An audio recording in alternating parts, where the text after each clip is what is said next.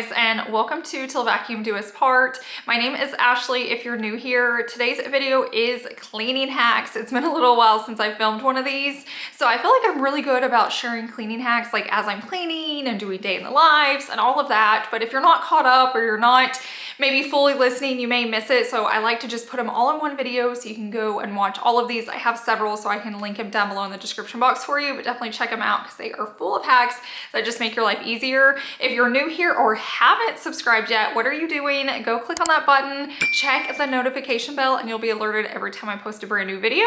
But now let's get straight into these hacks.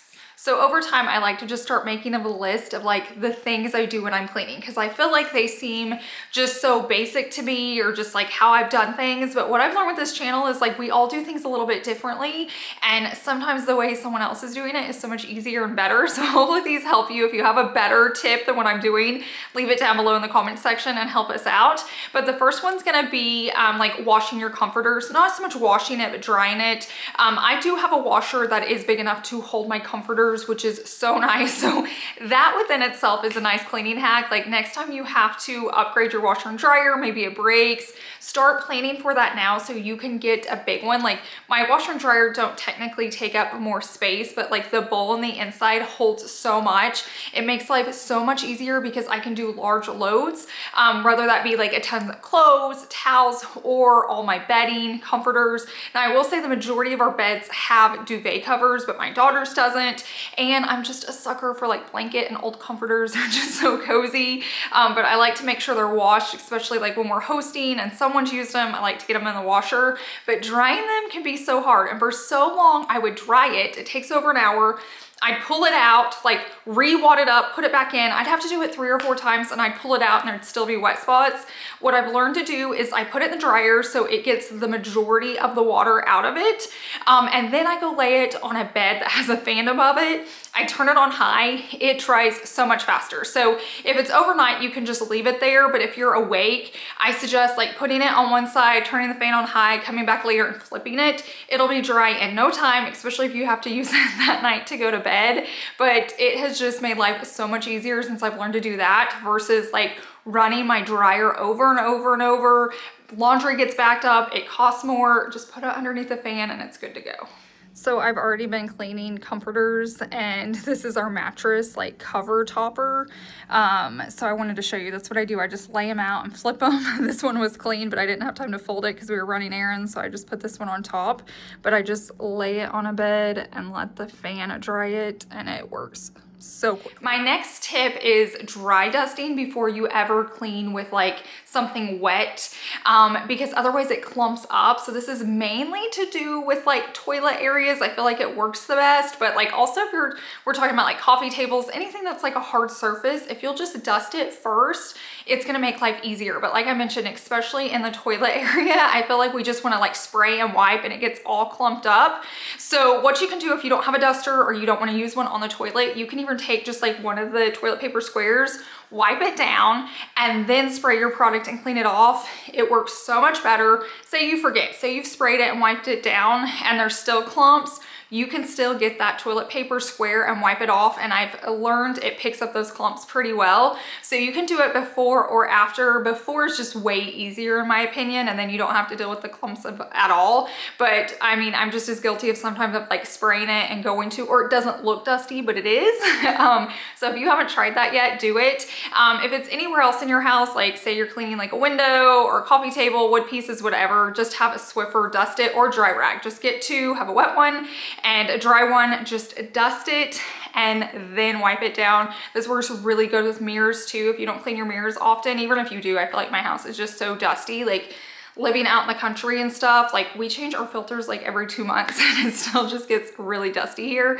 So I've learned it just makes life easier. I go around and dust, and then I go around and wipe it all down, and it's just way easier on me. Now let's talk about Dawn dish soap. I'm meaning the blue, original, nothing fancy. I wanna talk about like the normal one and then the spray kind. There are so many hacks with this stuff, but I'm gonna give you my 2 favorites that I use the most.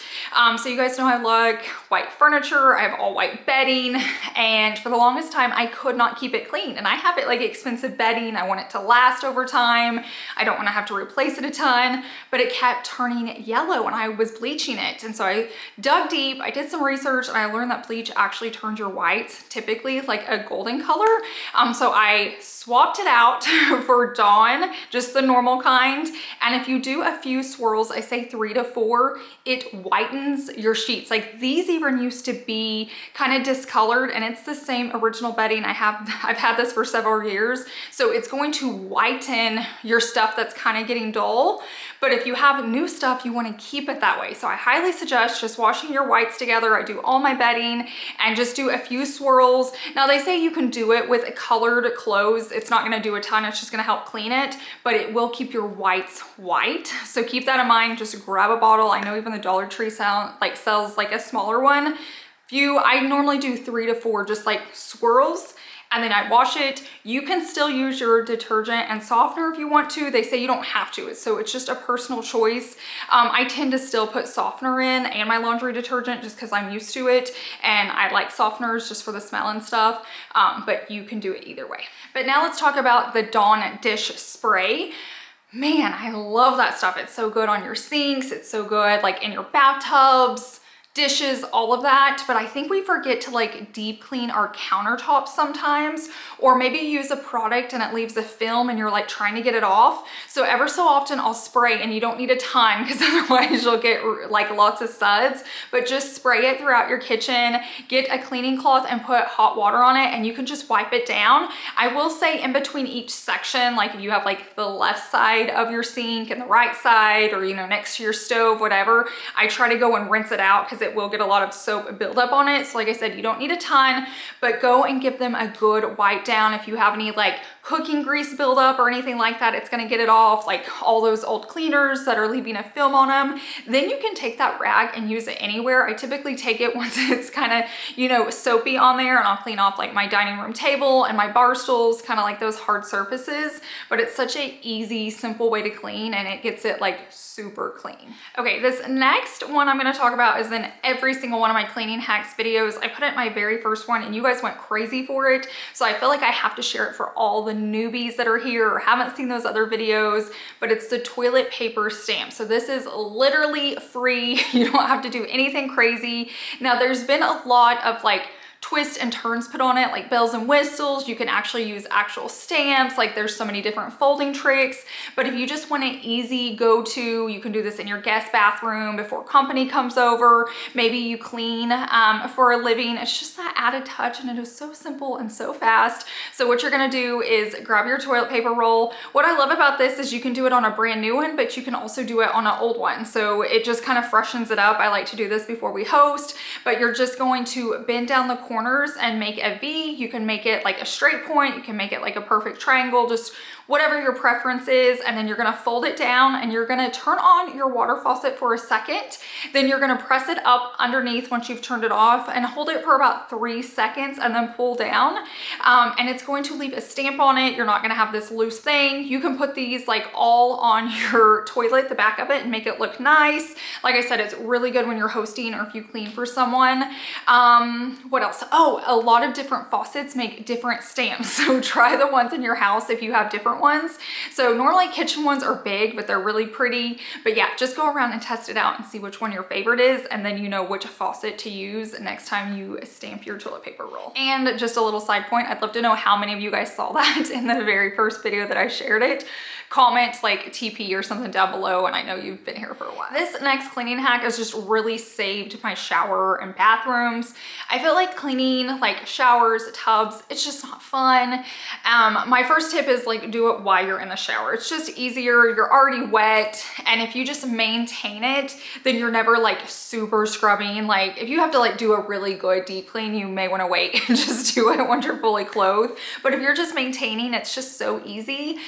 So like I do it once a week, Chase does it once a week, and if we both just pick a day and spend just a couple minutes wiping it down, it never gets that dirty. So I can't tell you the last time I really like deep cleaned my shower, just because we maintain it. So that's kind of like part one. Part two 2 is keep your cleaning products in your shower. It's not pretty. I don't ever really show that. I keep it back in the corner. But if you just keep a brush in there, even a cup of water so you can rinse it out, then you can just grab it, scrub. But if you have to remember to like get it from underneath the sink or in a cabinet, you're gonna forget because you're gonna be like, oh, I was gonna do that today, but I'm already in here. I'll do it tomorrow. And then you forget tomorrow. I mean, we all play that game with ourselves. If you just leave it in there, then you'll just grab it more than you realize. Another thing you can do is just leave the cleaner in there. So if that's like Dawn spray or Jaws cleaner or whatever you use, then you can spray it, clean it. And it's just a quicker clean, but then it maintains it versus it just getting terrible. And then you have to spend, you know, like 45 minutes in a small area trying to get it clean. It's awkward, it's hard, it hurts your back. So like I said, just maintain as you go and just leave those cleaning products like in your shower and you're more likely to use them. Another tip that I've kind of recently shared, I think it was during like an Amazon video, was for our vacuum cleaner. So I own the Dyson and I feel like you have to clean the filter a lot for it to work. I know every brand's a little bit different. My LG wasn't as bad, but when you need to clean them, you have to get them wet and then you can't use them until they're dry. So like in the summer, it may not be that bad because you can stick out in the sun, but here it's like cold and rainy and windy and they like blow away. And so I'm like, I need my vacuum and I can't use it. So Chase actually got on Amazon and he was like, these things are so affordable. Let's just order backups. So we have 3. So when my vacuum shuts down and doesn't want to vacuum anymore, if you guys have that problem and it's like turns on and off, it's probably just your filter. You do not need a brand new vacuum. So if you've like cleaned out the little dust tray, you know, like the little thing, dump it out. It's probably just your filter. You can clean it or you can get multiple. So we still clean ours. We just have a rotation. So as soon as it needs to be clean, I can automatically put a new one in so I can keep cleaning the rest of the day. I'm not like out of commission because we just have one vacuum. Then the other one can be washed, put outside. If it takes a day or 2 and it rolls away, I can go find it.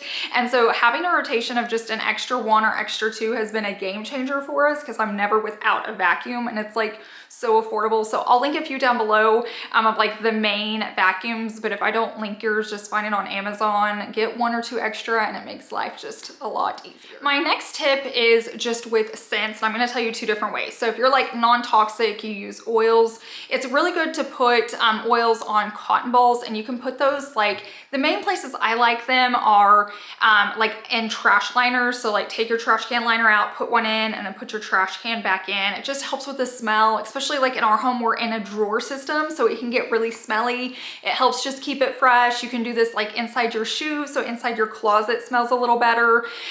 You can also grab, like say you have scent boosters in your laundry room and you don't mind those being out. I've showed before, you can put them in little baggies, like jewelry bags or anything you have, and you can slip them inside like decorative pillows. You can just hide them lots of places. I would definitely put them in something that it can like breathe, that it can smell, but it's not gonna mess up wherever you're putting them. You can even put them in a little cup and like put them up in a cabinet or something, but just think outside of the box when you're needing to improve the air quality. Maybe not so much the air, but like the smell.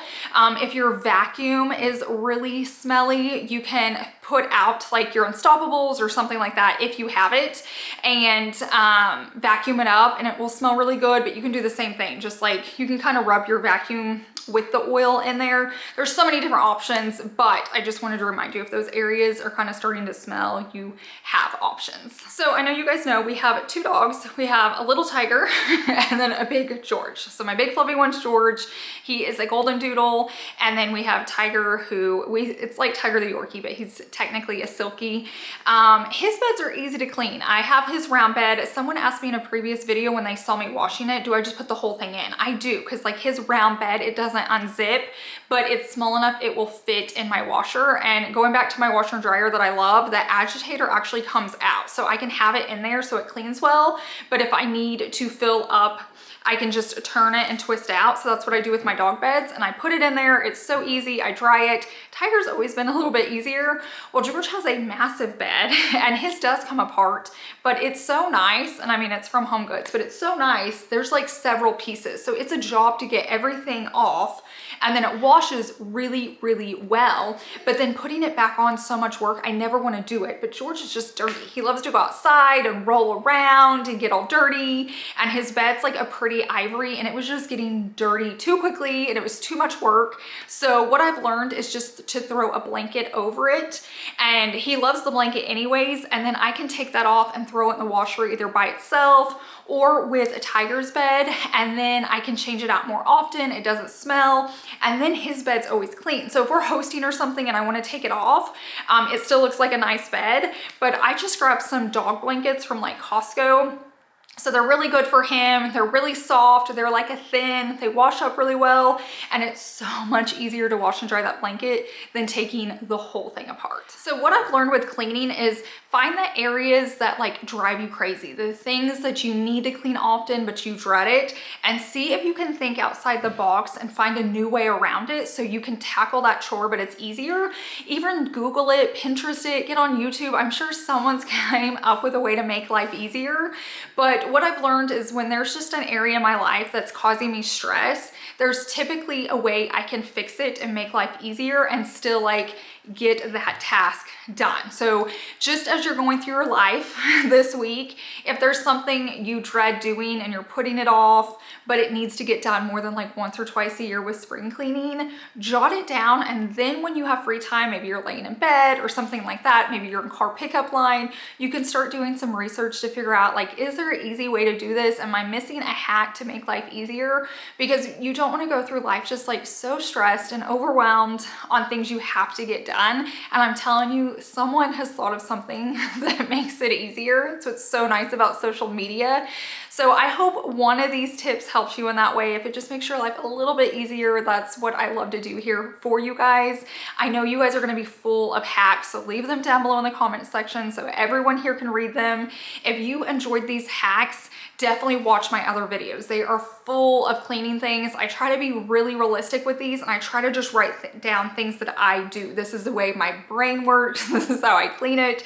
This is how I process it. And I just hope they are very helpful for you guys. So thank you so much for being here. Let me know which tip stuck out to you the most, or what you're gonna try, or what was just the most shocking. I'd love to hear.